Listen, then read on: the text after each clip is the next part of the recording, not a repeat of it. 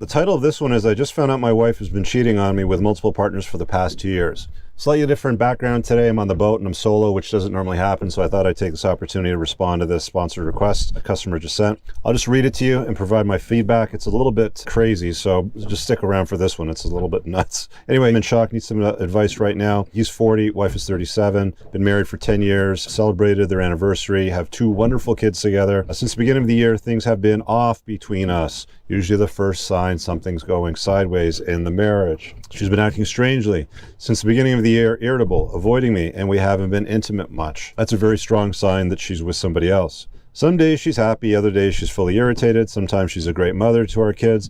Other times she wishes they had never been born. Recently, I had to go to the urologist for a urinary tract infection, and the test suggested it might be an STD. Here we go. It was a huge shock because I've never been with anyone other than my wife since we started dating. Right now she's away at a so-called business seminar. I put that in quotations, so you know what's going on over there probably. Anyway, she's been keeping diaries for over a decade, and out of desperation I read them for the first time ever. Turns out she's been having multiple sexual partners for the past 2 years. In particular, there was one affair that lasted well over a year, and it seems part of her irritability was due to her lover moving on to someone else. You see how the dots start to connect here, right? I also discovered that she has a hidden Tinder account too, and has been meeting with other men on the regular basis. I am devastated beyond words. I feel lost and unsure of what to do, especially since we have 2 little kids who mean the world to me. Well, I need some advice on how to handle this situation. Should I confront her immediately? Should I consult with a lawyer? How do I even begin the process of betrayal and protect my kids through all of this? Well, first of all, you're right. It is a betrayal because men cheat, women betray. They're 2 totally different things. I've talked about that before. I'll recap it very quickly. Men can step out and they do this. They'll go to a rub and tug. They'll hire an escort. They'll just get some exercise and they forget about it. They go home. They love their family, their kids. They show up for Christmas. They go to the weddings. They do all the stuff.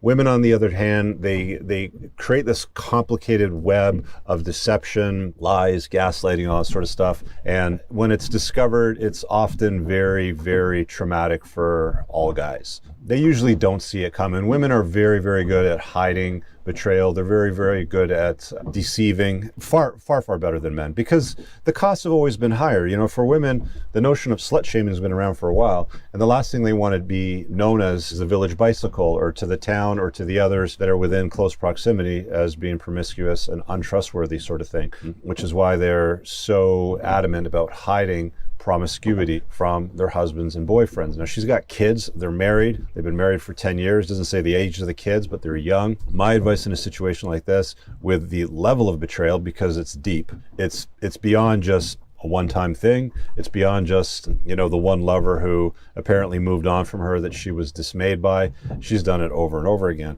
This is psychopathy. This is a psychopath here. This is somebody that's not got their head screwed on right. Women have a very, very hard time with back-to-back-to-back promiscuity, or even overlap in promiscuity. They generally don't do it. For women, it's, their strategy is usually one relationship at a time. It's why they monkey branch from a boyfriend or a marriage to another guy very, very quickly.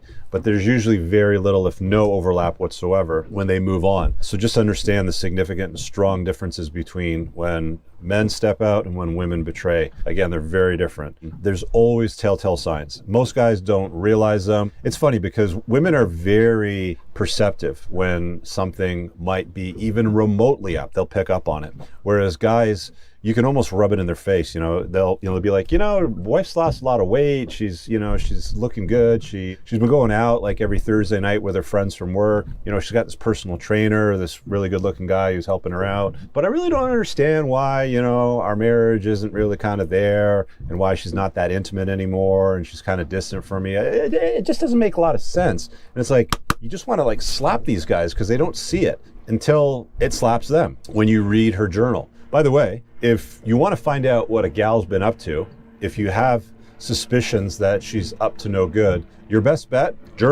her journal, or in her phone. And don't go looking at other messages on her phone. The best place to sort of find it is messages between her and her closest friends. If you find an absence, like a deleted trail of messages between her and her closest friends, or DMs deleted from social media accounts, that's an even stronger indication something's been going on, and you should be asking a lot of questions. Now, how do you handle this? It's, in my estimation, with a psychopath like this, there's no revival from that. Don't waste your time with marriage counseling. Don't waste your time going oh, could you please stop doing this? It's really hurting my feelings. Why are you stepping out? Why are you betraying me, sort of thing. Could you please stop? Don't waste your time with any of that. First thing you want to do is consult a family lawyer in your area to find out what family law says in your state or province, and then start to prepare for untying the knot. You might want to take some time before you announce the untying of the knot process or serving her or any of those things, because there might be some strategies that you want to consider to make sure that you minimize loss of financial resources and minimize loss of access to your kids, because women are very, very good during the untying of the knot in alienating the father of the kids and finding ways of extracting maximum resources from family law. That's definitely going to be true if she's earning less money than you. If you guys are earning equal money or you're earning a lot more money, slightly different, situation. You're earning a lot more money. It's very dangerous for you. You want to prepare for it properly. You're earning equal money, not so much, but the real trouble there could be parental alienation. So again, talk to a lawyer, like buy an hour of his time. Don't be cheap. Find a good lawyer. Say, hey, look, something's been going on here. I need an hour of your time. What do you cost? $400. Fine, no problem. Come at him with a list of all your questions. Even better, if you want to prepare for it better, I have a course on divorce. It's the Unplugged Alpha's Guide to Divorce. You can find that pinned in the top comment below. You definitely want to prepare for it because the deck is stacked up against you if you're a guy. I remember when I went through my own divorce, my lawyer said to me, you don't want to go to court because if you have the penis, you're going to lose. And that really was a huge eye opener. That was, of course, well over a decade ago, and I've learned a lot, and I've coached a lot of guys through this. So if you're planning on untying the knot, it's something that you're contemplating, do it right.